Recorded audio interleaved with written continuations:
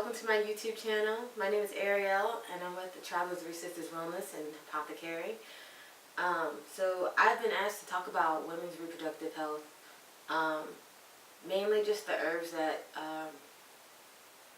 help with them. So I'm going to talk about my favorite herbs to use for women's health issues, and one other one that I don't typically use, but a lot of people like it, so I figured I'd add it.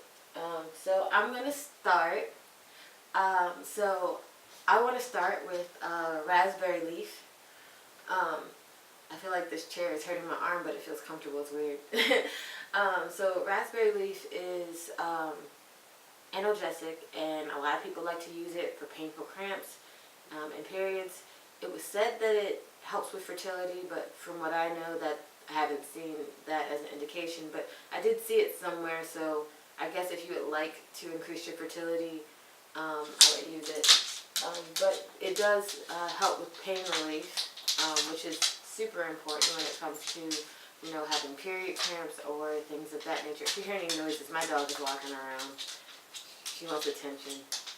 You might see her, I don't know. Anyway, so it helps with pain, and it helps with, the cramps and stuff like that. But it doesn't only help with period cramps. It helps with other painful pain problems in the body. So it's okay to, use that for other things. But a lot of people really like it for women's health. Even though I wouldn't go as far as to say it's my personal favorite. It's probably on the lowest part of the list.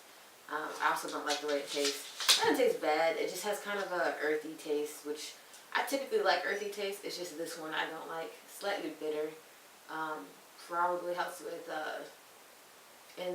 digestion issues because of its bitter taste, but I don't typically like it. But so that's the bottom of my list. Next is Meadowsweet, which is also kind of on the bottom of my list because it's not indicated at all for women's health issues. But I have endometriosis. I have very painful cramps. Right now I don't, because I have medicine that's helping me with that. But when I'm not using that, I use Meadowsweet because of the pain relieving properties it has. Now it helps with all kinds of other pain relief, but it definitely helps me when I'm going through my period cramps. It's like taking, I can't remember if it's aspirin or Advil. I think it's aspirin though. I'm pretty sure it's aspirin. It has a salicin derivative in it, just like willow bark produces that pain relieving chemical. Meadowsweet does too, and it helps with the pain that you might be feeling when you're on your period or other times. And if I'm going to take an aspirin while I'm on my period, I might as well just use herbs to do it. It only makes sense to use herbs to do it because, I won't have any stomach issues afterwards. It tastes good. I don't have to swallow a pill, So I really like it for pain relief, but that's really all it does woman-wise. It may even increase bleeding to the uterus, so you got to be careful with that if you're pregnant. I wouldn't recommend using that if you're pregnant. Actually, most of these I wouldn't recommend using if you're pregnant. So,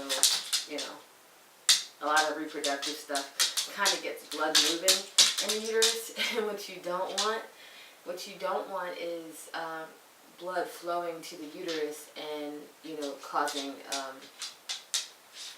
abortion. You don't want that. I mean, unless you want it, but it's not 100% that it's going to cause you an abortion either. But you don't want to risk it. Don't risk it. Okay, so next is black cohosh. I love this one because I get a lot of people talking to me about hot flashes and mood swings, and people who get hysterectomies. Sometimes it just flings them right into menopause, and it causes all kinds of issues. Well, guess what? Black cohosh is indicated for helping all of those things. It helps with hot flashes, menopause issues, mood swings, vaginal dryness. I wrote mood changes twice. But it helps with all those things. I mean, it's the first thing I always say. I had to write it down so I wouldn't forget anything, but like I love it for all of those things. It does increase blood to the uterus, so be careful of, you know, abortions and things like that. But it is very hormonally balancing, and I think that's very important in women's health. You know, we have to remember that there are women out there who no longer have parts, female parts, and well, there are females that no longer have female parts. Or, well, they still have some female parts, but, like, you know, there are things that are missing, and it causes issues, and sometimes these herbs are going to be really good for these issues, especially black cohosh. I don't know whether or not it will help with any trans women issues, mainly because I don't have that problem, and I've never actually talked to anyone about anything they experienced. But my guess is if, you know, you need some hormonal balancing because of, you know, the changes that you're going through, I think black cohosh could be very helpful. Next, I love peony root. Well, first, peony is my favorite flower. I love that flower. It's actually new. My favorite flower used to be plumeria, but then I saw a peony for the first time, or at least I noticed it for the first time. And I was like, this is the most amazing flower I've ever seen in my life. I love that flower. It's amazing. Anyway, later on, after I became an herbalist, I found out that peony root has a lot of benefits. And in Chinese medicine, it is typically indicated for a lot of women health issues. So some issues include menstrual cramps, obviously, PMS, you know, normal stuff. You know, they don't want women acting crazy, whatever. Anyway, God forbid we have a temper tantrum. Like, they don't have temper tantrums 24/7. Anyway, we're not going to talk about that right now. And PCOS is indicated for PCOS, which is pretty amazing. I think that it's definitely a uterine tonic, and that tonic, that you know, it's not a tonic. I mean, it itself is a tonic, but you know, it goes in and it helps fix your uterus and prevent, you know, those weird, like, occurrences that happen in your body, like endometriosis, like PCOS. You know, like, it goes in and tonifies your uterus, makes it stronger, makes it work better, you know, prevents any abnormalities. And so that's one of the reasons why I like it. That's really up there. Actually, I wrote something backwards. Before peony root, I'm going to finish peony root, but before peony root is blue cohosh.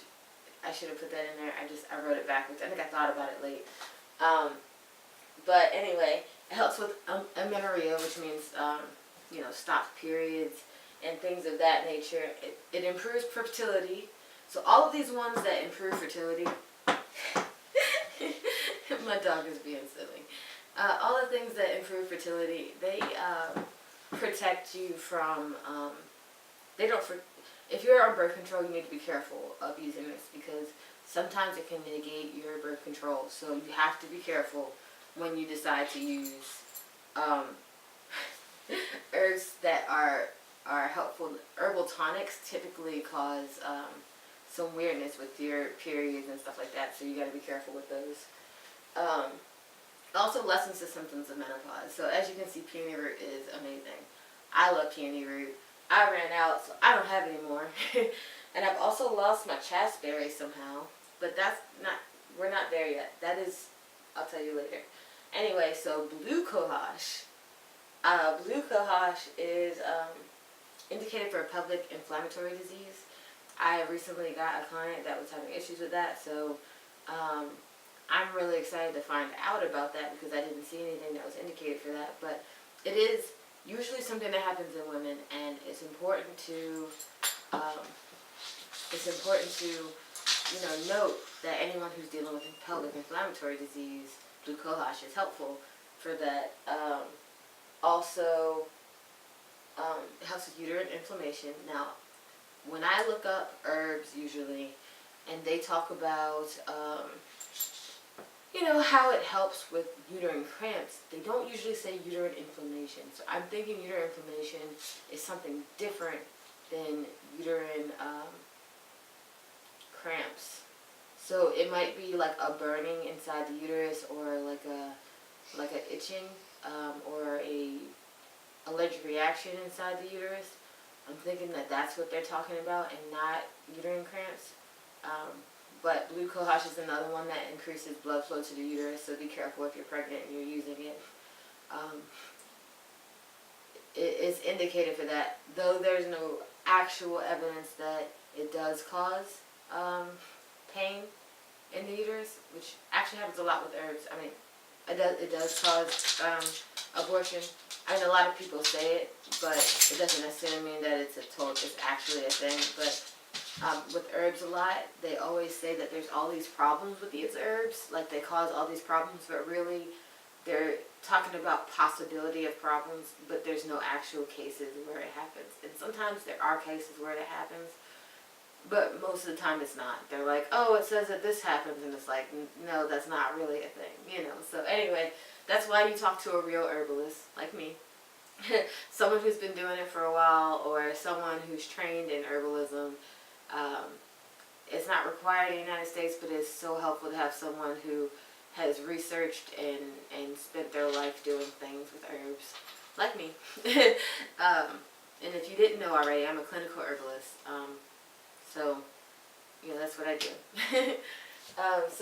And the very last herb, my very favorite herb, next to peony root, it's slowly kind of getting on the same level, but next to peony root is chatsberry, or just chast in general. Vitex agnus castus. I love that plant so much. You have no idea. So Vitex is the woman's herb. Anyone who tells you any different don't know what they're talking about. Vitex, I don't know why I say Vitex. Chatsberry is the woman's herb. It, you know, tonifies the body. It helps with endometriosis. Helps with PCOS. Helps with I almost said herb balancing. Helps with uterine balancing, mood balancing, hormone balancing. It's so good for you. It's so amazing for you as a woman. It increases fertility, so it's one of those ones to watch out for. It does help increase fertility because it's fixing your uterus. And a woman's uterus is made to house a baby. And so if it's fixing your uterus to do what it's supposed to do, surprise, you know you're going to have a baby. But it does also help with, you know, balancing your hormones. If your hormones are out of whack inside your uterus, like, you know, the production of, why can't I remember what it's called? The production of estrogen is like off or something like that.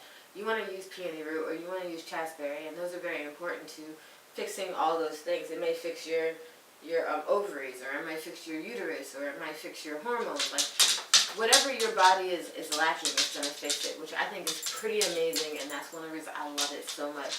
And when I first started learning about herbalism, it was one of the first things that drew my eye, because when I read about stuff, when I read about the herbalism of uterus, I already knew I had all these issues. My dog is distracting me. I already knew I had all these issues. Yeah, I'm talking about you. With my uterus, so I saw that and I was like, what? This is going to fix me? You know, so it's pretty great. The best way to use these herbs. I'm just going to go ahead and go through the best way to use these herbs. Raspberry leaf is a leaf. It's not that hard a leaf, so it's very good in tea. You could always put any of these in a tincture. You shouldn't lose any of the constituents that help with uterine health. So you shouldn't use any of those. You can use any of them as a tincture. So we're just going to go ahead and say that you can use any of these as a tincture. Which is, you can use alcohol or glycerin or vinegar to extract it. If you are dealing with alcohol issues, you don't need to use alcohol. You could just use vinegar. It doesn't taste that great, but if you add some honey, it tastes better. Like if you were to make that into an oxymel or something like that, it would be better, you know.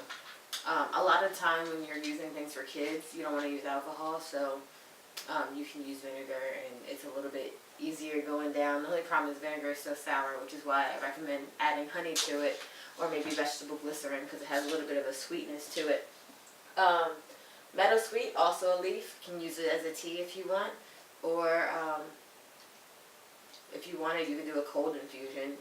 Either way, to be honest, I think that, I personally like teas better, but anything with any volatile oils, you don't want to boil it, because if you boil it, you could lose a lot of that volatile oil that you're using to help yourself. So, black cohosh, peony root, chatsberry, and blue cohosh, all of them are very, hard, kind of, herbaceous, rooty plants, their roots and rhizomes and things like that. Those are better as tinctures or decoctions. I think that peony root is indicated for a decoction, and a decoction is when you boil the root for a long period of time, usually between 15 and 20 minutes. I always go 15. I can't wait that long, but 20 minutes works too. And it just gets all the stuff out. The only problem is, like I said, if it has any volatile oils that you have in there that are indicated for helping you, it will boil it out and you won't have it anymore. So there's no point in using it. But because of the carby nature of these three, because they're roots, because they have that constituent, it's a very good idea to, it's good if you want to super boil it. Personally, I like to make everything into a tincture. Just take that tincture, you just lift it up. I got one right here. This is not for that. This is for focus. You take that, you pick it up, and you just put it in there. Boom, you're done. Well, I need more than that. This was like nothing, but it's just easier. So if you have any questions, go ahead and leave them down in the comment. Please like and subscribe. I hope you love my video as much as I love you. So thank you for watching. I hope that you come in and see me again for the next video, which I actually have no idea what it is. So if you have any ideas on what I should make my next video on, just go ahead and stick it in the comments, and I'll try to get it done for you. Thank you. Have a great day.